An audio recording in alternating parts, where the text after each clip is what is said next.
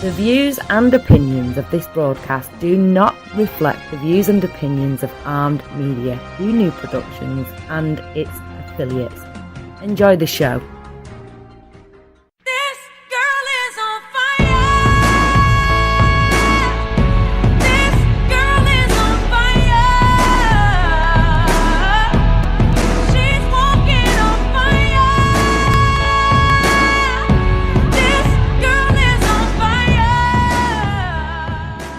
Hey, Jamie Lynn Malillo here, Professor Jamie Lynn, with my amazing guest, Kirsten Johnson, and we're going to be talking about healing sexual trauma. So at this particular point, we are live on the air. I'm really excited. I want to get my Facebook Live going. I know you have your Facebook Live going, so I'm going to let you take over and introduce yourself. Great. Thank you so much.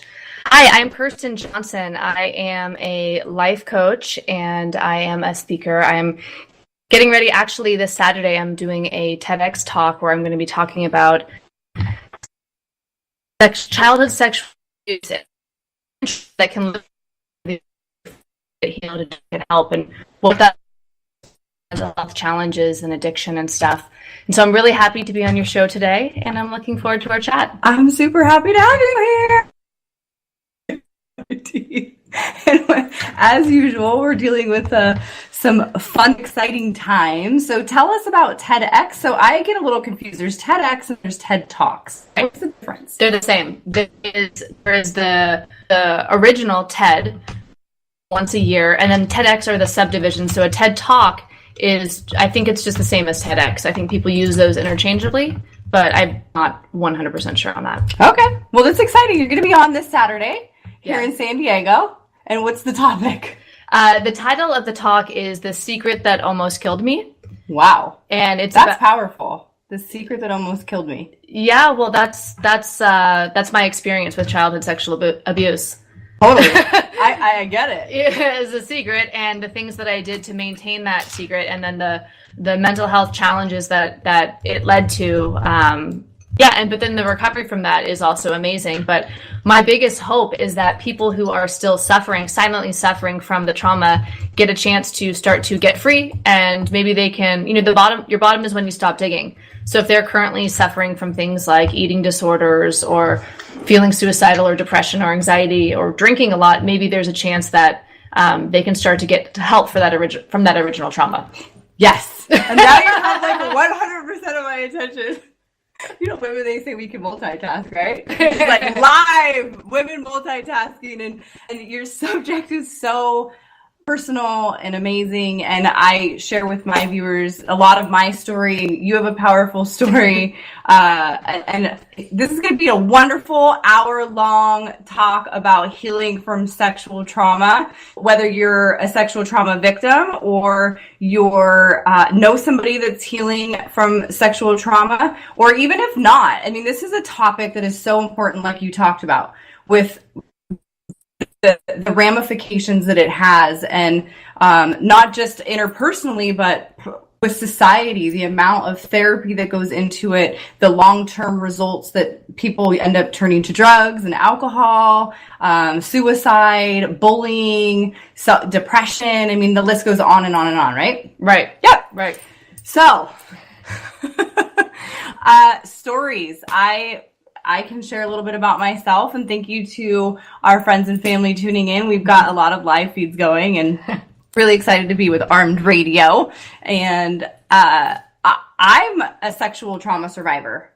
So I have been always open and personal.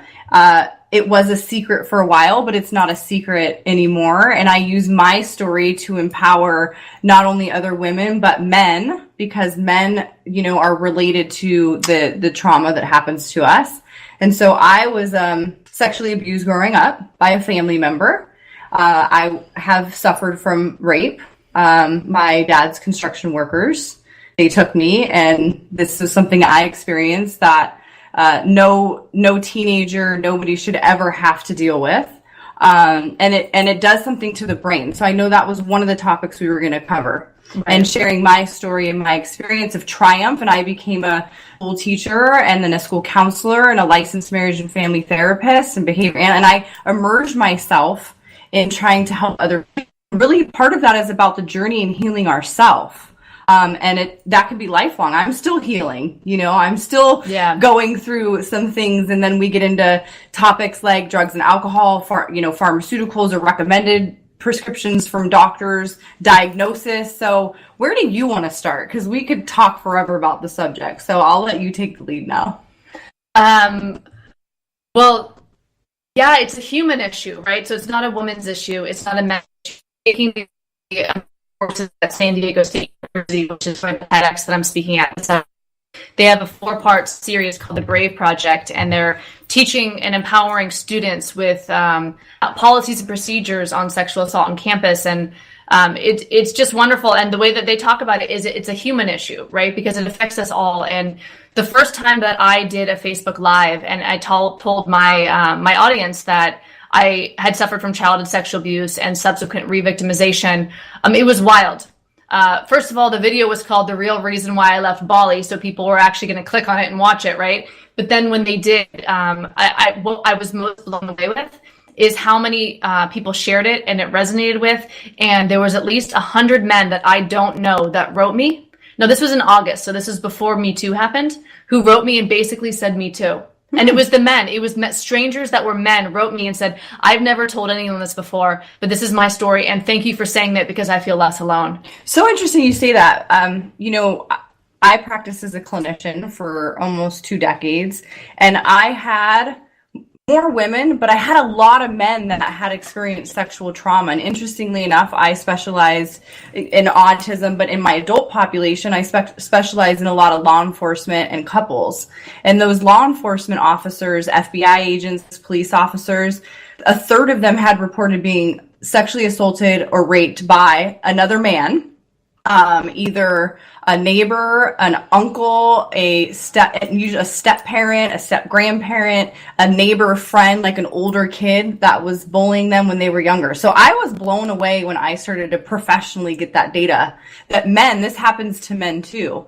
And sexual assault, you kind of keep it a secret. So tell me more about the Bali and the real reason why you left Bali and the secret part of healing, the secret parts of sexual trauma. Yeah, well, I had a huge realization there. I lived in Bali for 3 years. I went there on a healing journey, and I lived in Bali for 3 years and traveled around in like a spiritual healing journey, right? And I had this moment. I was in a business mastermind meeting with another coach. She's a business coach. I'm a life coach. We were helping each other elevate each other's business. And I look at her, and she's saying that she has a problem with this other female coach. And she shows me, it's silly, right? But she shows me her Instagram and says, look, and it's all these like from the top selfies with cleavage. And I get that it was provocative photos, but it didn't trigger me. Okay. I'm like, well, she's a beautiful woman. I get it. I wouldn't mark it that way. But what about this triggers you? That must be hard because you're pretty darn beautiful. I'm not triggered. Side note, I don't know. You're like, I wouldn't mark it that way. Like, side note, you're beautiful. Okay, sorry. Thank you. Back on track. But I could see that it was a provocative photo, but it didn't. My nervous system was not triggered. Okay. I was not in fight or flight. My sympathetic nervous system was not taking over. So I was interested in the fact that she was triggered. As another coach, like, let's dig into what's triggering you. Okay. And suddenly a memory came to mind from my original trauma, my original sexual abuse, and something that I had a lot of shame over that I was never going to tell anybody. And I trusted to share it with her because it came to my mind, and I did. And as soon as I said it, she looks at me and she says, I just realized right now that I was sexually abused in childhood. Wow. I never connected the dots because I was 6 and she was 20 and she was my babysitter and we were playing a game. Oh, yeah.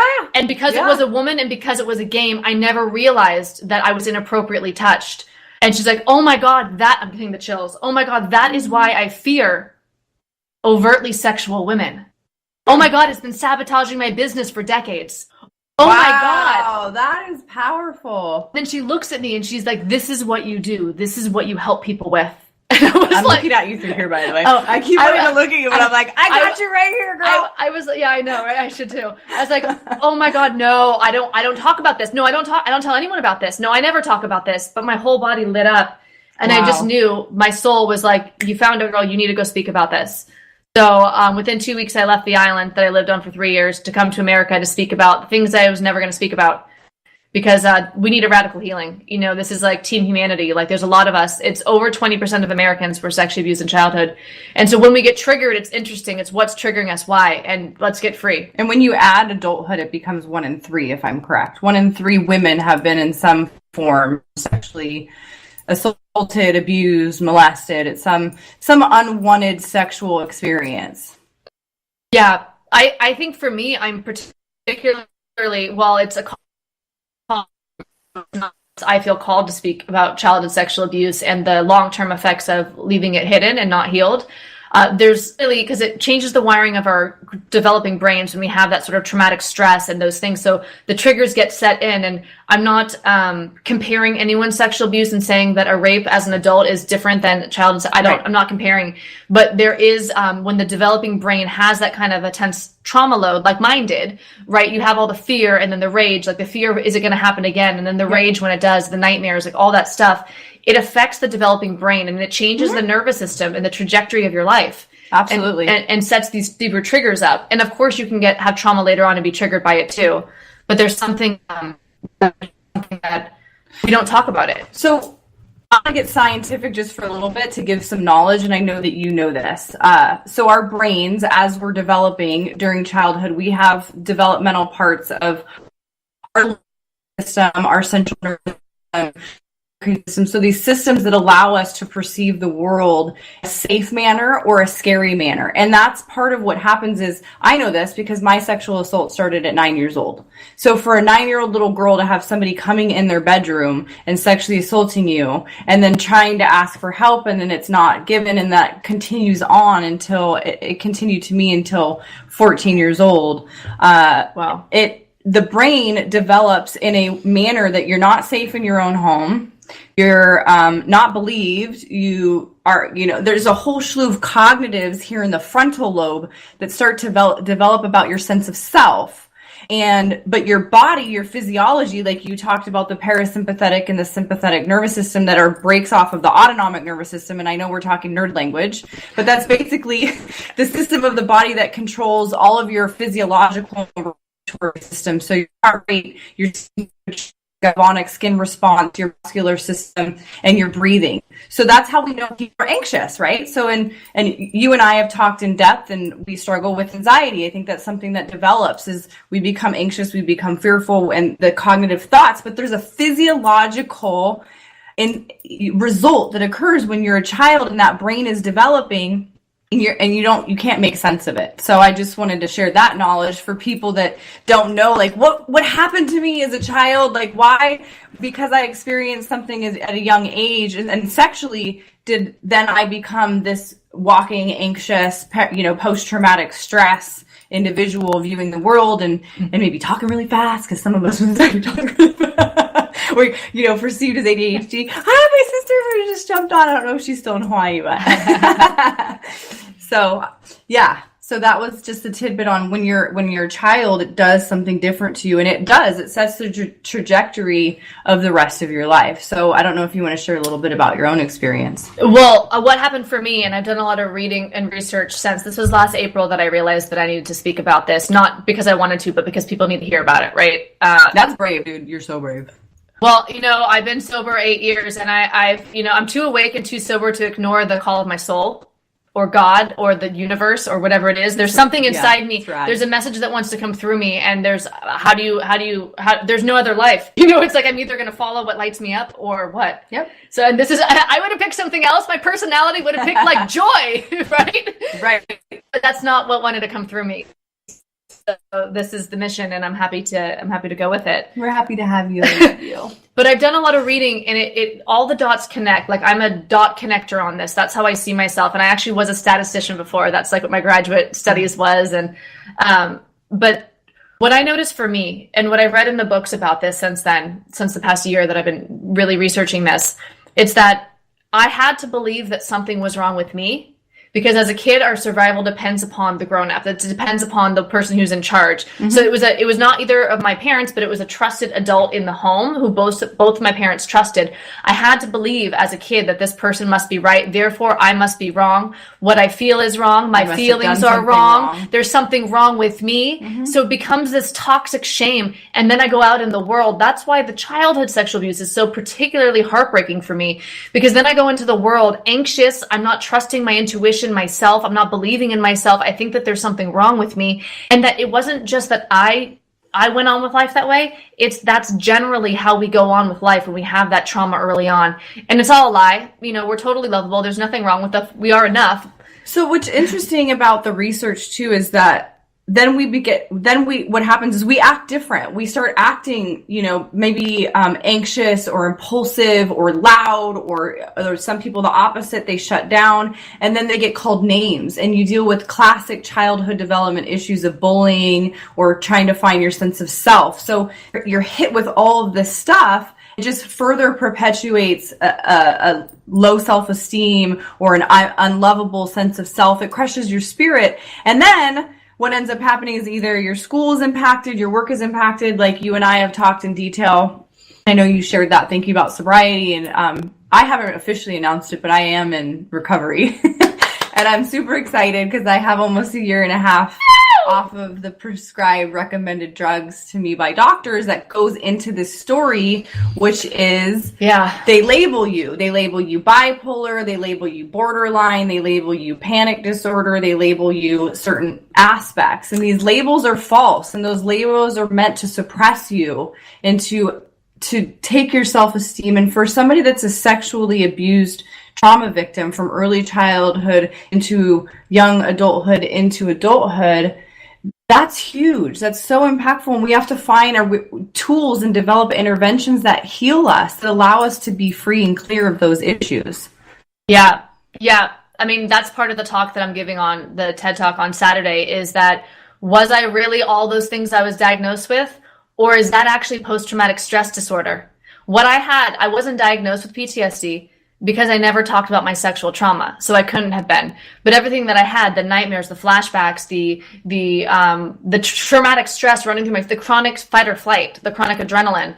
And if I could just interrupt you really quick, because there's a great man watching here with us, and he reminds me, even that post-traumatic stress disorder, it still has the disorder, as opposed to just saying, like you said, I was traumatized, something happened to me, and my fight or flight response at a biochemistry level was responding. So if we could even just sometimes take that away, that we're post-traumatic, or it's that boxing us in. So I like when you said that, like your fight or flight.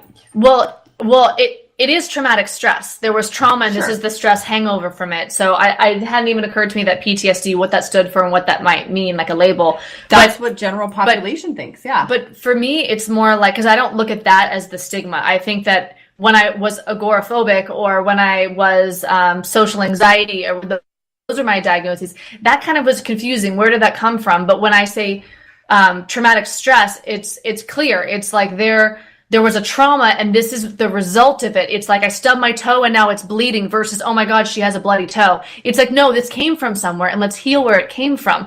So the traumatic stress makes sense, because that is true to what it is. And then I can actually look at it differently. I was put on Klonopin and, benzos, and I was self-medicating with alcohol, but I needed to go into the traumatic stress to actually, I couldn't heal what I wasn't looking at.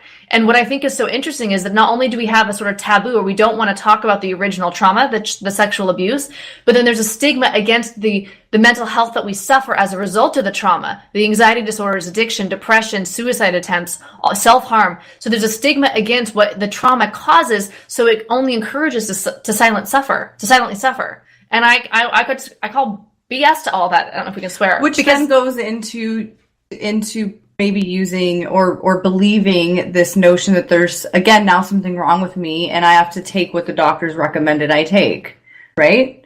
Or then maybe perhaps you're taking those recommended medications and thinking this is helping me, but then it causes you to now drink or to shut the brain off. You just kind of want the brain to shut off. And it's really a mimicking and a patterning of what ensued in the first place when you're being traumatized is you just want it to stop. So you're silently suffering, and inside you're saying, stop, just please stop. And it's that fight or flight or freeze aspect that your body can't, your thought process can't.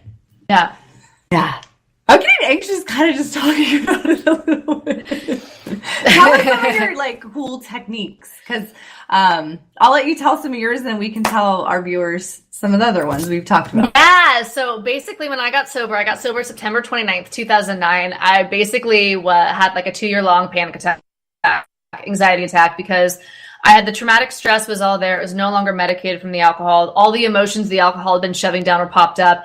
And then I also had the withdrawal from the benzos was really intense. And that felt like a lot of anxiety as well. So I was very, very motivated to feel comfortable in my skin because I was really uncomfortable.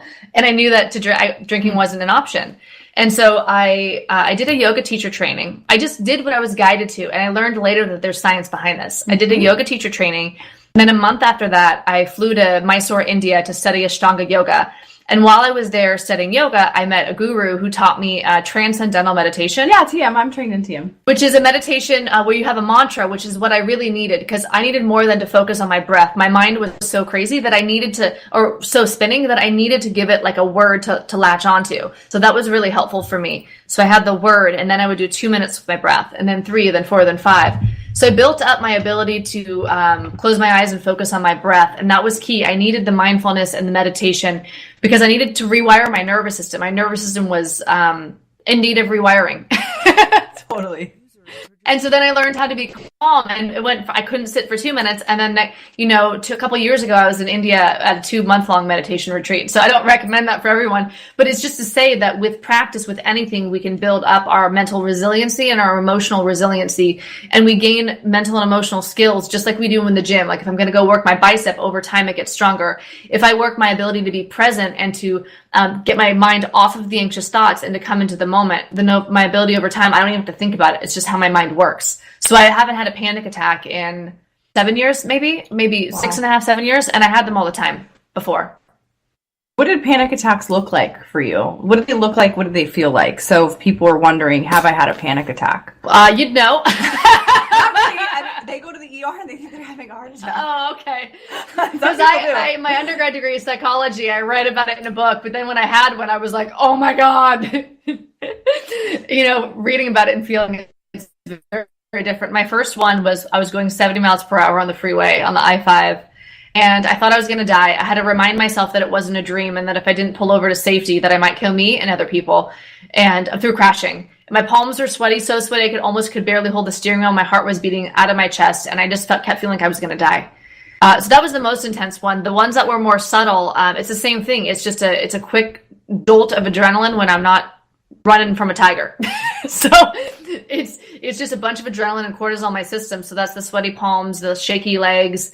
And if I'm in my head, I'm going to have thoughts that are going to I'm going to die. I'm going to fail. This is going to be awful. They hate me. It's going to be really thoughts that are going to be releasing these chemicals. And then the chemicals, I'll feel them. I'll feel my body's physiological reaction, and that'll bring more thoughts. And then I'll spin out from the thoughts and the feelings into a full-on anxiety attack where I can't breathe and I feel like I'm going to die. And because I've had panic attacks, of course, and I still have them. I actually had one yesterday. Oh, wow.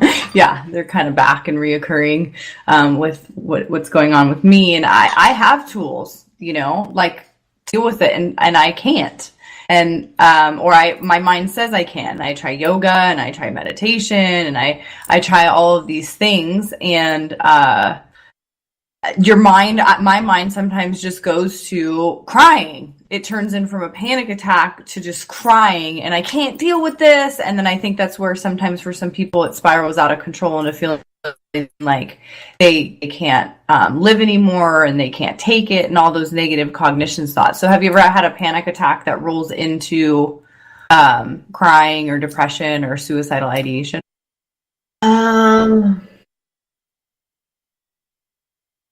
Sometimes they'd be crying. Yeah. I didn't tend to go to the depressive route too much. That's not what my wiring did. I did have a depression one point in my life. That was after my first rape. I went into like an 8-month depression, but when I was 18. That's the only time. Yeah. Normally it's just I get really freaked out. And before, the only thing that would make that stop was alcohol or sleep or Klonopin. But now, like, and then in sobriety, it became mindfulness. It became like I would rub my hands together so I could feel something physical, right? I'd be like, okay, and I'd notice the heat coming between my hands, or I'd rub my belly and I'd notice where my hand and my belly had a connection, and I'd bring my attention into that. So I kept working at bringing my mind out of my thoughts and into my body. Okay. And so now, like,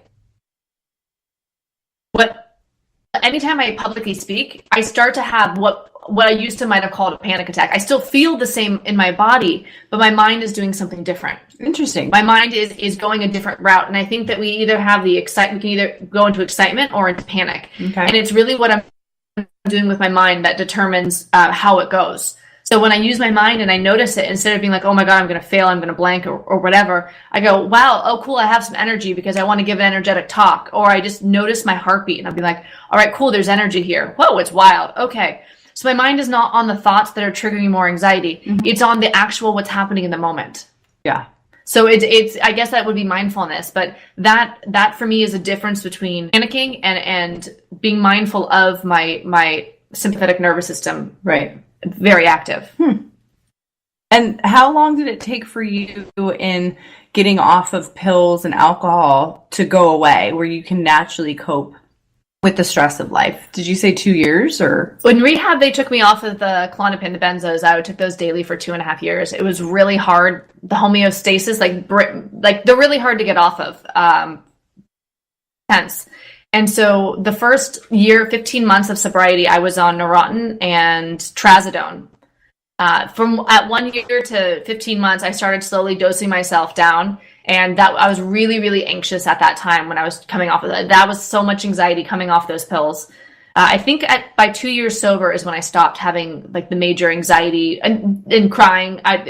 Sometimes I would just kind of panic and cry and not really know what was going on. So I think for me, it took about 2 years for my brain to really come back. But every brain's different. The trauma that we've been through, the pills that we were taking or whatever, or how much we drank and.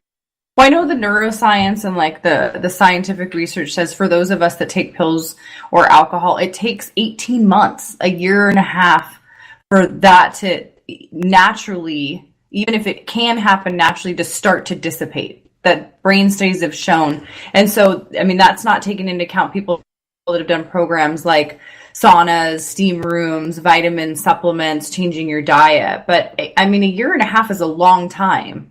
So, well, I don't know. I mean, I drank for 17 years and I was on Klonopin for 2.5 years. So a year and a half, it's kind of like, is it long? No. And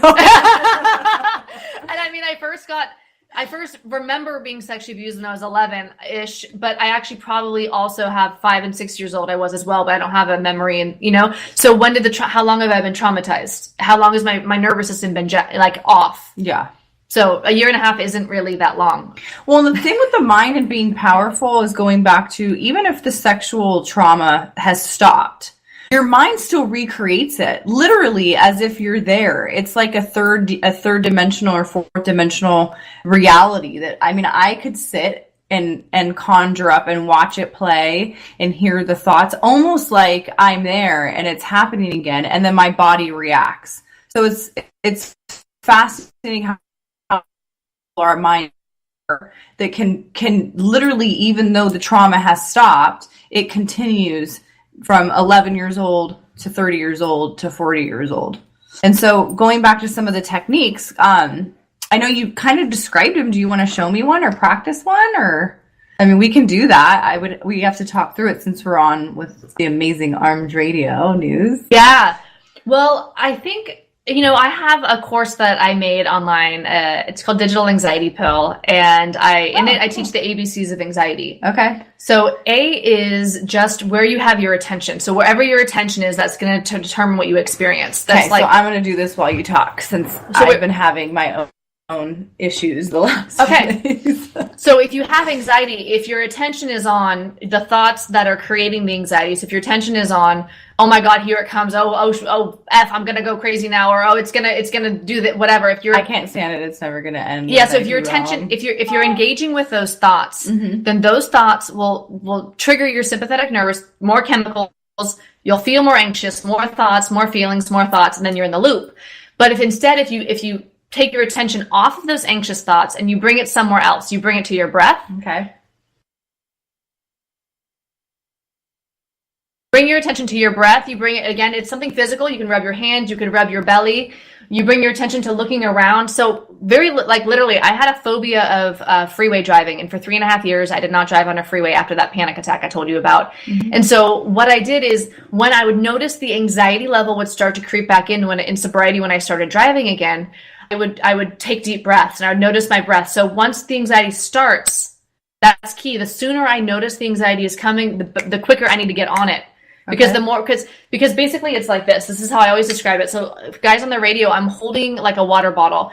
When I'm pouring the water bottle out, that's my adrenaline being triggered. Those are the stress chemicals from the anxious thoughts. What I want to do is I want to stop pouring it. I want to put the bottle up. I want to stop pouring the chemicals in my system. That's the number one thing. So how do I do that, right? I can't unpour what's already been poured. If I've already been triggered with adrenaline and cortisol, it's in my system. But I want to stop pouring it in. So I want to get my mind off of the thoughts that are creating the feelings, that are spitting out more thoughts that are just going to intensify it.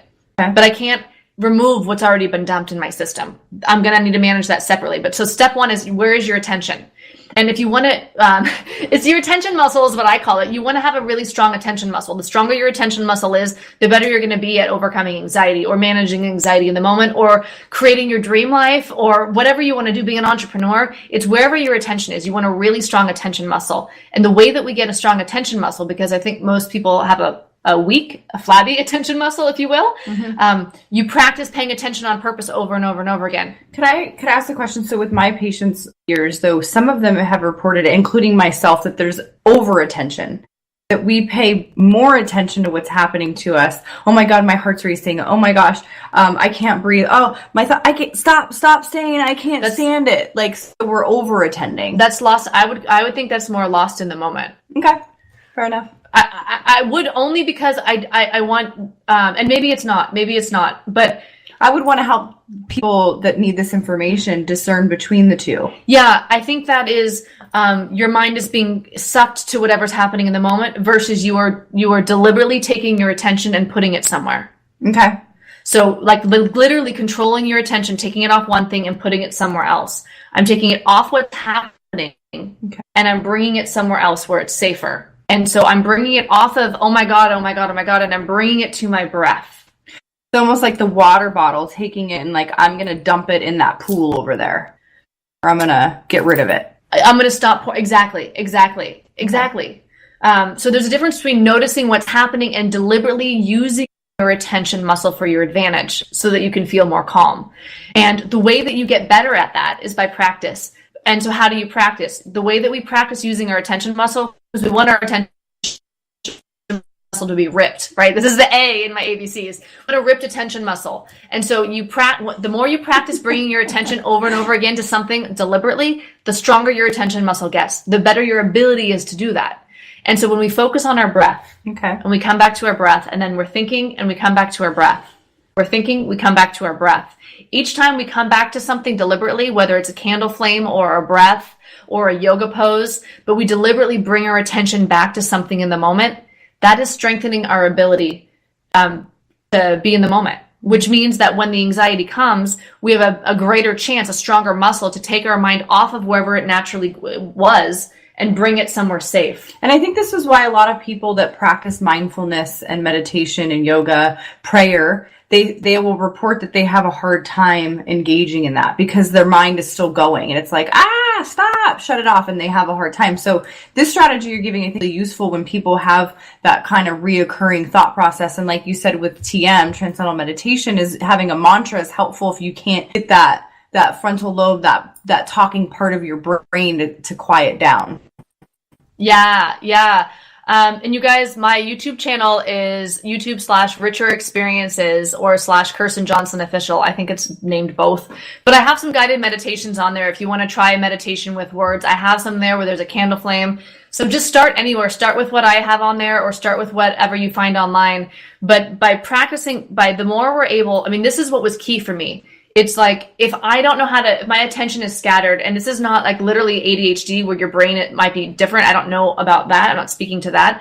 But if your ability to pay attention is weak and it's not, whatever practice paying attention and see what happens for you. This radically transformed my life. Interesting, about ADHD, the children and the adults that I've worked with that have had reported or been diagnosed, we already kind of went through that. I'm not a big fan of diagnoses. Sure.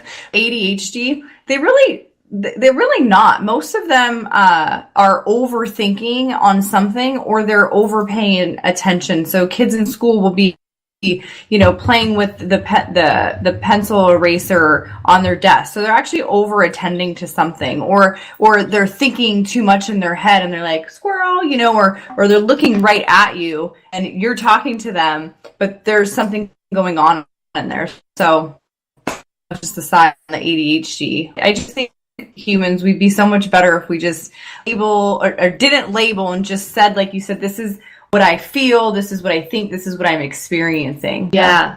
I'm going to read some comments, so that's okay. One of our amazing followers talked earlier about Stockholm Syndrome, which is, are you familiar with that? Yeah. So we can talk a little bit about that, and then Will just said, I have to use exciting or blunt things instead of calm stuff like breathing. I focus on my breath. It is so subtle and empty, I end up focusing on everything else. Yeah, that was kind of what I was speaking about. I would start off, if it's difficult, the breath was difficult for me in the beginning. I think, I needed a mantra. I needed a word. And it could even be, may I be at peace. May I be at peace. May I be at peace. Repeating something. It's like bringing your mind to a specific place over and over again. Concentration meditation. Focusing your concentration somewhere. Different than you're noticing what's happening. It's I am deliberately paying attention to something. Mm-hmm. Yeah, or like Hue, H-U, it's spelled Hue. Are you familiar with the Hue mantra? Mm-hmm. So Hue, a lot of people do Om. Yeah. But Hue is an old ancient mantra that helps push out breath. And they say that energetically it has one of the highest vibrations. But cool. So that's the difference between actual like Hue and Om, which are just, would they be called mantras? Yeah. Okay. Yeah. They're like one syllable or two. my TM one is 2 syllables. Do you mind sharing? I won't. I was promised that guru I would tell soul. Actually, it's so funny because I've heard it both ways. Like people are like, don't say your mantra. I respect. I'm not telling. Hail down to He changed my life. He changed my life. All hail the guru in India who gave me the mantra. That's amazing. So let's get in and talk a little bit about how sexuality in our adulthood becomes impacted when you've previously experienced sexual trauma. So I know codependency, when she talked about Stockholm Syndrome, codependency arises for a lot of women that have experienced sexual trauma. And I think that comes from that concept of Stockholm Syndrome, which is where you identify with your abuser. It came from famous woman who was kidnapped, Janis Joplin, or I forget that, don't quote me, but she was kidnapped and she started to bond and essentially fell in love with her kidnapper. And that there's this interesting phenomena that happens when you're assaulted sexually, but you see it in domestic violence relationships. Yeah, the trauma bond. And a lot of times women that had sexual abuse early on in their childhood end up in domestic violence relationships because of the thought process that I'm not good enough, or I deserve bad things, or there's something wrong with me. Or you end up being attracted to that persecutor, victim, savior triangle, and you get almost addicted to the drama, your internal drama or the external drama. Patty Hearst, thank you, Peter. Awesome.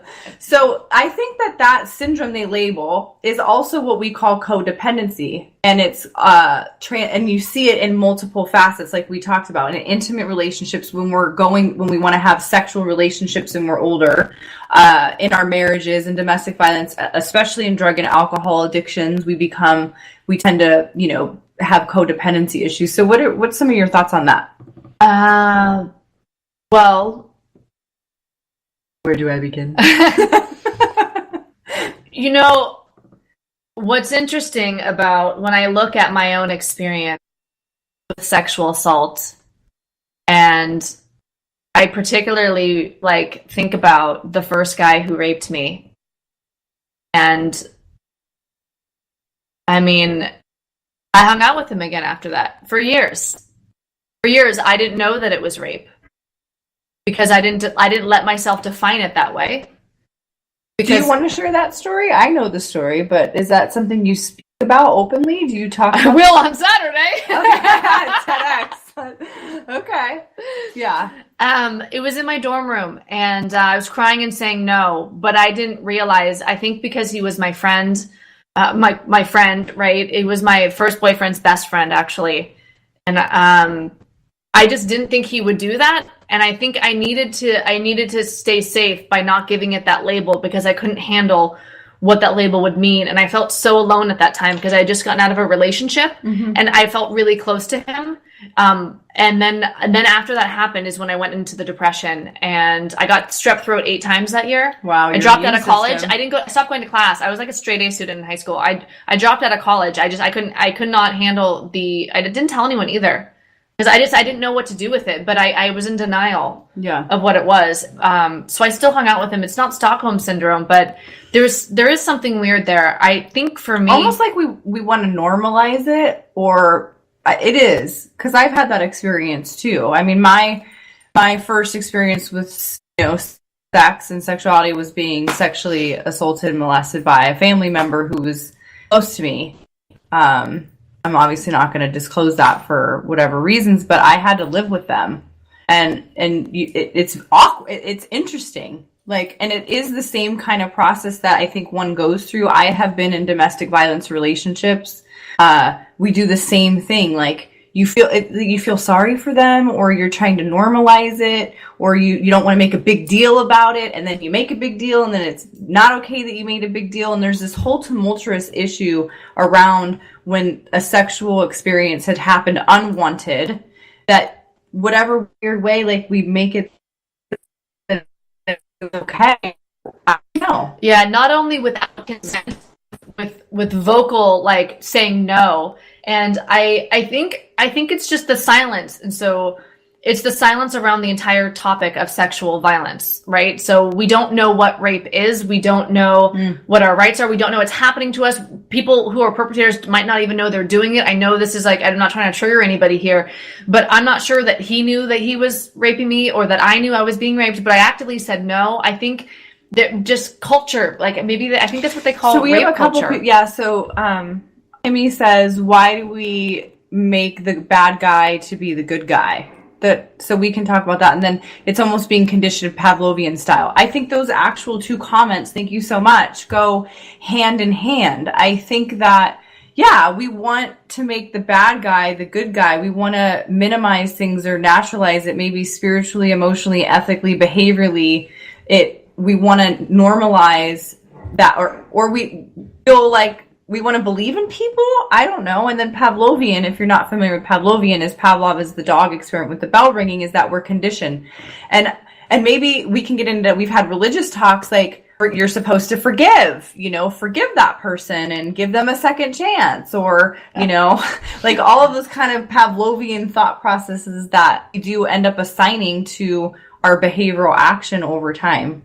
This is a complicated, very complicated, so amazing in your field, and all the expertise, the brain power on the radio show today and here is crazy between us, and I don't know, we don't have an answer. We're kind of stumped. Why do we do that? I think it's not knowing because of silence. I think the silence around it has created a lot of confusion. And I know that a lot of people that I work with, I'm a coach. So a lot of my clients, when they come to me, they will reveal that one of the things that either triggered them or attracted to them to me, or they didn't like in a video, but then they realized that it was actually helpful for them, is that they actually were in a relationship where they either were continually being raped or didn't know that it was rape because it was a marriage or it was a partner, but there was active saying, no, I don't want this, and then having their body violated anyways, but not really I think we don't always know our rights, even though it's a trauma to our soul and to our body and to our psyche, that it's not talked about enough, that it's really clear what it is.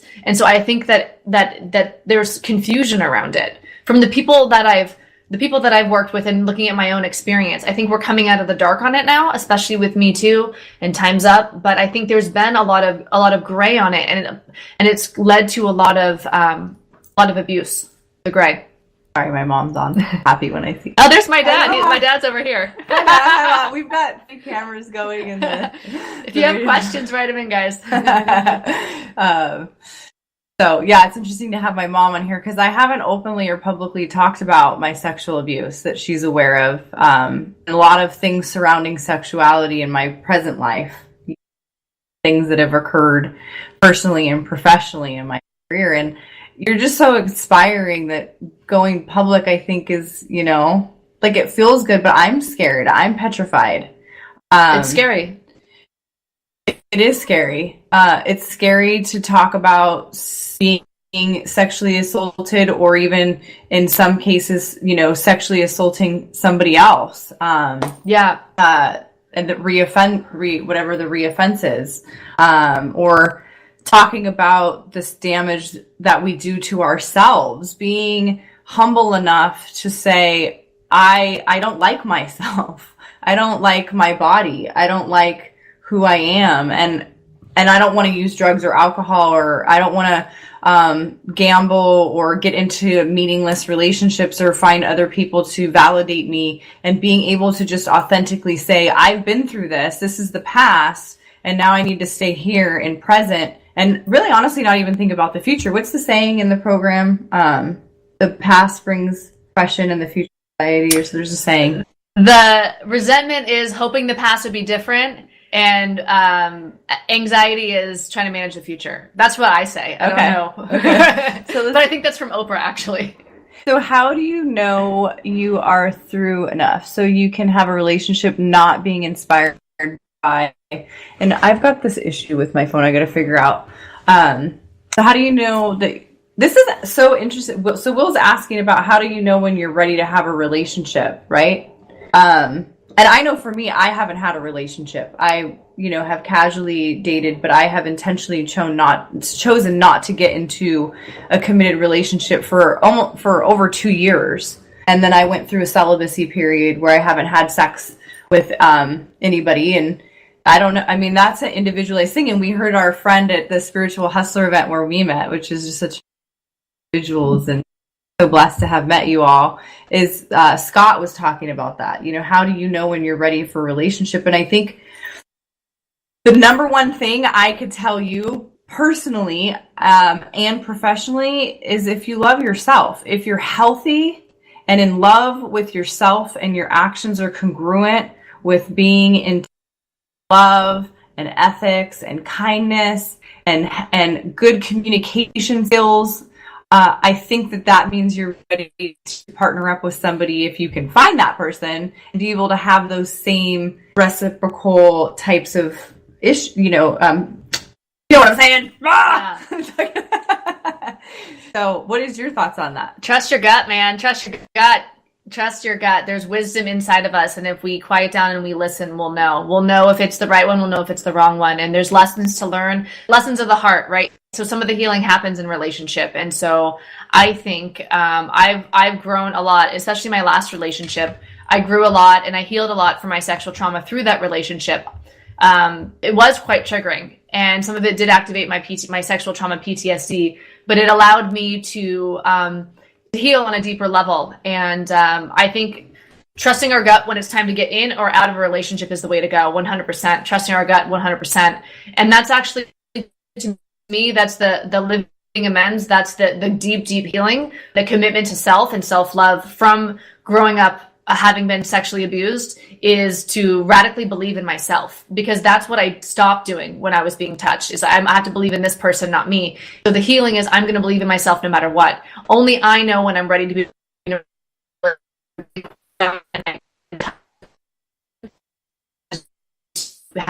that turn the volume up on the intuition. That's really what I believe, because sometimes it comes through a partnership, sometimes it comes through therapy, sometimes it, there's all sorts of ways to feeling, and I think the gut is guide over any random chick on Facebook Live, right, or a radio. the gut, the wisdom.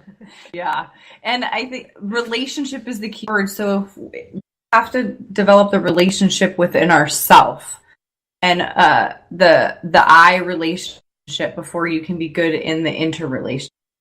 And it's a work in progress, and nobody's ever perfect. And partnering up with somebody that's healthy, or at least in those commonalities, are going to be great.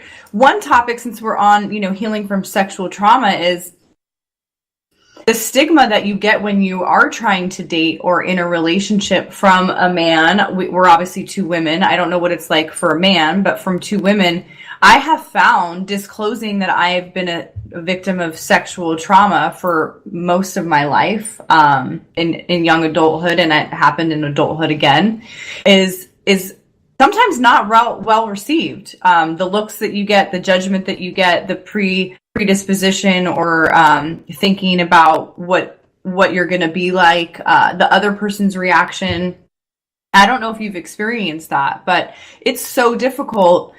And I could just see you being the type of woman to be like, this is me, because you're about, I'm just going to be out there. And me, I keep it in. I don't tell people. I don't talk, and here I am now for the first time on live radio. And I'm coming out. You know what? Actually, talking about like something that's always gone on with me.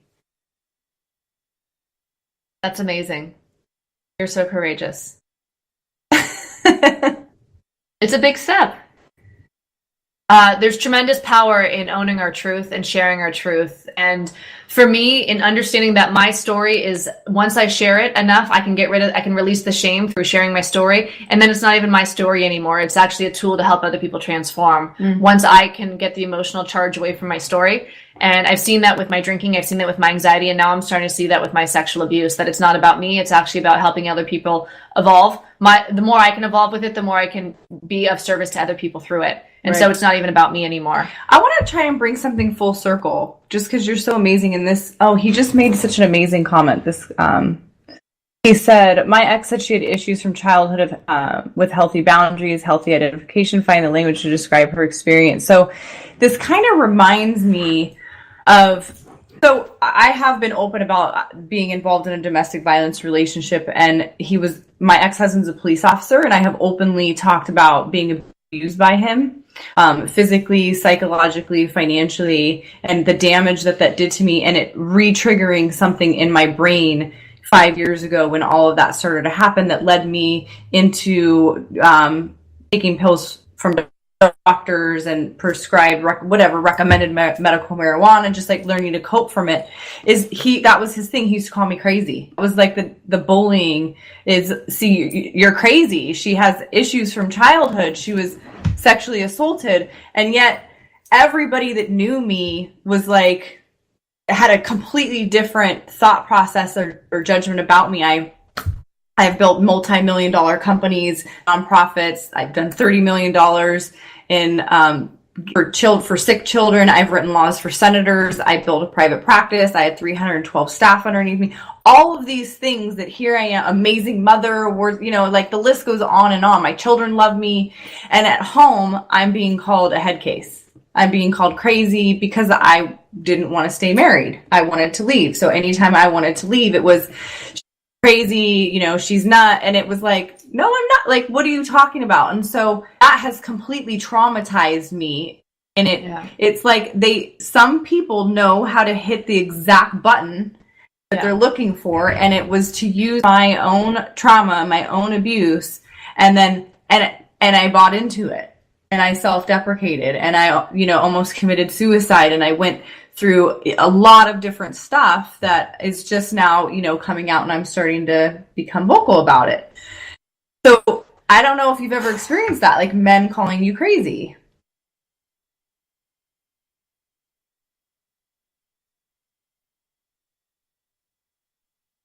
I feel like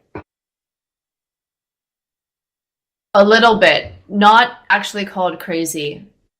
But I feel like when I was still getting into believing in myself, somebody once said you have a trust issue. And come to find out, I don't have a trust issue. They have an honesty issue. My intuition was actually on. Yeah. So at the end of the relationship, I was like, F you, I don't have a trust issue. And I'm so upset with you for manipulating my mind that way to say it was my trust issue. And then when you have an honesty issue. Like you weren't telling the truth. No, my trust issue was that I was with somebody who wasn't trustworthy. That's my trust issue. Right. So my trust issue is that I'm attracted to somebody who's telling me the truth and I'm staying. That's my trust issue. And then the healing from that is trusting myself no matter what. Yeah. If it feels wrong, it is wrong. That's it. It doesn't matter. It doesn't mean somebody else is wrong, but if it feels wrong, it is wrong. And trusting myself and learning to trust myself. That's the healing. And to getting my validation from inside, from God, from source, from whatever's flowing through me, my soul, my spirit, and not getting it from the outside. Yeah. I apologize, but I've got the producers in my ear and I can't quite hear, so I don't know if we're coming up on our time on the radio show. Yeah, we are. I think they're just leaving in and out of the studio. I apologize, guys. the multitasking. And I have not been in a relationship where I've shared any of my sexual trauma ever. When I was so you okay. My breakup with my last relationship is when I had the moment where I knew that I was to talk about this stuff. And so during the breakup, when I was leaving Bali, I broke up with him. And that's when I told him about all of my sexual trauma during like a 5-hour conversation during our breakup. This is what's been going on with me. This is why I was triggered these times with you. I didn't have the courage to say it. I didn't know it was relevant. And so I think now as a new woman who feels more empowered with my story and less like in it, that I would, of course, I would share me, but I haven't yet. I didn't then. I didn't know to. Yeah. And of course, the whole premise of this is so people realize there is hope. There's something about telling our story and just becoming transparent that is freeing and feels good, and knowing that you're not alone. Exactly. So I look at it as like living life. Childhood sexual abuse is like living with an elephant as your roommate. And so when you ignore that there's an elephant in the room, you're just going to see the damage that it causes. But befriending the elephant and understanding that there's an elephant there, it's like I've never heard that. That's great. That's part of my talk. That's part of how I see it. It's like until I realize there's an elephant in my room and actually go and like love the elephant, I'm going to wonder why there's like holes in my wall and all this destruction because the elephant's running around. And so yeah, it's self-love thing. So we need to have more talks about this on self-love and healing from not only sexual trauma, but any kind of trauma, and developing self-love. And how I was talking to Naveen, a doctor today, a friend of mine, at the Secret Knocks conference. And we were talking about self-love. And if it were so simple, just I'm in love with myself. Like authentically, I'm in love with myself and I don't care what anybody else thinks about me. That to me, that's like solving world hunger. That's like finding the pill for longevity and to never look old. That's like the infinity life pill, like to just say, love yourself. Except that's making it so far away. But for people that don't, that's how it feels. But you're right. But that's making it way in the this abstract thing, like being a bodybuilder, way in the future. Like, and and it's also Hold it. Wait, no, it'll reconnect. Okay, sorry. But it's also a daily practice. It's like if I want to be a bodybuilder, I just go to the gym every day. If I want to go into self-love, I just practice every day. Yeah, it is far, but it's also a daily thing. And it builds up over time. So I think that for me, a better way to look at it is it's a practice and over time it grows versus thinking of it's just something so far away. Totally. The hope piece, it's the more we use it, the more we have it. Broadcast was interrupted. We so apologize. Say that again because that's the best way to end the show. It's amazing. It's profound. Say it again. All right, we got to wrap it up. I look at self-love as a practice. So if we want to learn to love ourselves more, it's a practice that we do on a regular basis. I'm sorry, I have to interrupt you. Okay. Armed Radio. Yes. Hold that. Thank you, everybody. She's just a girl live. Thank you, everybody at Armed Radio. We love you. I am Professor Jamie Lynn and my amazing guest. I am Kirsten Johnson, and you can find me at richerexperiences.com. Okay.